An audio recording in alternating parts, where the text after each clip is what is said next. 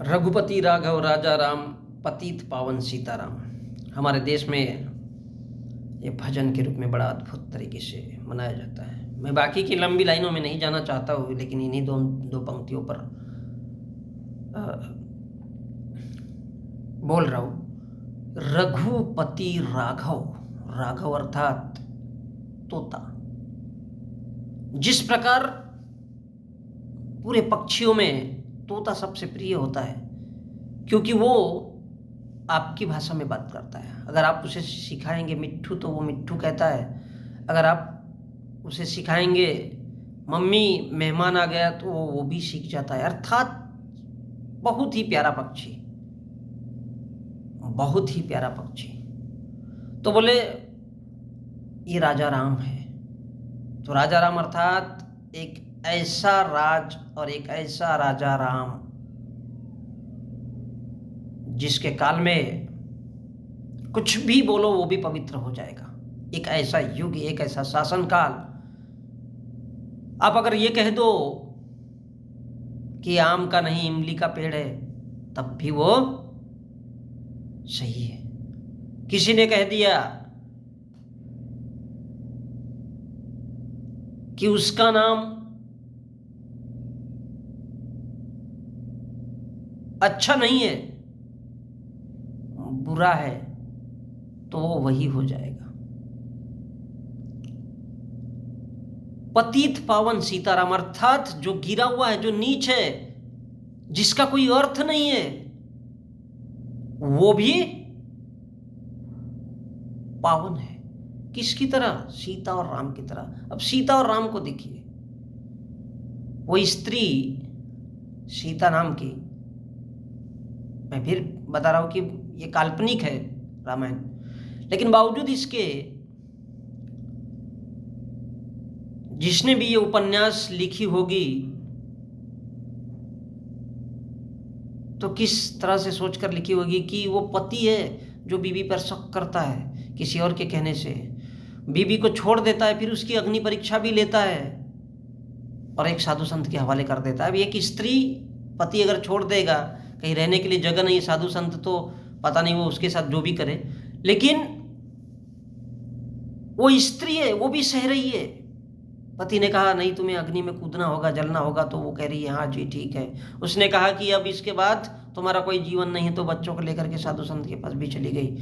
मतलब स्त्री का जीवन क्या है? जो भी कहे वो सब सही है। जितने भी नियम धर्म है, पुरुष चाहे लांछन लगाए, पुरुष चाहे मारपीट करे, पुरुष चाहे जो भी करे उसके साथ, चाहे 10 लोगों को ला करके उसके हवाले कर दे, बेच दे। जिस प्रकार महाभारत में ताश की पत्ती खेलते हुए एक बहुत अच्छा संदर्भ दिखाया जाता है कि वो जुए में हार जाता है और उसको अपनी पत्नी हैंड ओवर कर देता है। तो ये संदर्भ है कि वो घटिया है, नीच है, फिर भी क्यों भाई? क्योंकि रघुपति राघव राजा राम, पतित पावन सीताराम। जब लोग अंधे हो जाए, जब लोग ही मूर्ख हो जाए, जब लोग आपके विचारों के हो जाए, ऐसे काल में आप कुछ भी लिखवा दो उनसे, कुछ भी पढ़वा लो, उनको अंधे बना दो, उनके हाथ पैर भी अगर काट के रखोगे तब भी वो बुरा नहीं मानेंगे, क्योंकि वो आपके विचारों के हो चुके। और यही तो मनुष्य को धर्म भी सिखाता है। इसलिए यहाँ पर बड़ा अच्छी पंक्ति आई है कि रघुपति राघव राजा राम, यानी एक ऐसा युग, एक ऐसा राजा और एक ऐसा राज जिसे रामराज कहा जाता है, कि जो गिरा हुआ है, जो कुछ है ही नहीं, उसको भी लोगों के ऊपर थोप दिया गया, और वो भी पावन है, पवित्र है। क्योंकि हर कोई इंसान नहीं सोच सकता, हर कोई इंसान सोच नहीं सकता कि वो सच में क्या था। तो बोले ये कौन है? तो बोले ये दुनिया के लिए एक आदर्श जोड़ी बने रहेगी। किसकी? सीता की और राम की। बोले दुनिया का समाज ऐसा ही होना चाहिए। किसके जैसे? राम और सीता के जैसे। उस स्त्री के साथ कैसे ही? तो भारतीय समाज कैसा होना चाहिए?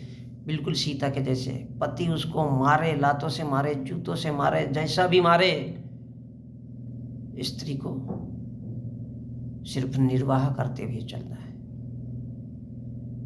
सारे व्रत स्त्री रखेगी, सारे उपवास स्त्री रखेगी, पुरुष के लिए कुछ भी नहीं है। उसकी शादी हुई है